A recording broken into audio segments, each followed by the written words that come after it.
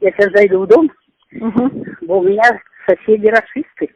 Разговаривать даже нельзя. С одной стороны, 4 командира живут около дома, а с другой стороны, наверное, штук 400 солдат живут. Где были пустые дома, уже живут русские. Вот, понимаю, кухня стоит, танк стоит, БТР стоит около меня. Сегодня с утра, смотрю, еще прибыли, раненых привезли. Вчера с вечера еще дали воду, они отремонтировали, бо они же разбомбили, блядь. Они нам гуманитарку привезли, а гуманитарку никто не хочет идти брать. Стали и стоят люди, дивляться. Там утечут, и следом идет с камерой расист. И люди поуходили, их пакеты почти все пооставались на земле. Так они разозлились, а там страшно что творили. А на 9 мая понапивались. У меня на лавочке около хаты 2 гимнастерки, автомат. Приехали кадыровцы и приехали буряты сейчас стоять. Но это звери, к ним подойти нельзя.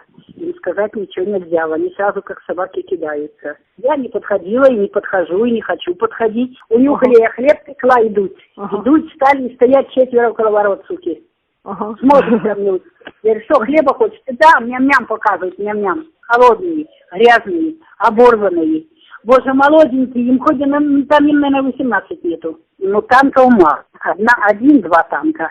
А вот эти БТРы, вот эти машины, которые солдат переводят, пушки сзади прицепленные, и все на Крым текают. Вот это у нас тут все под Николаевом и под Херсоном. Боже, Ира, если ты видела, стыки их вывозили, рефрижераторами побитых вывозили. Ужас один, ужас. Тут у нас так не собирают этих убитых. Крематорий за собой возят, сжигают, прямо сразу сжигают.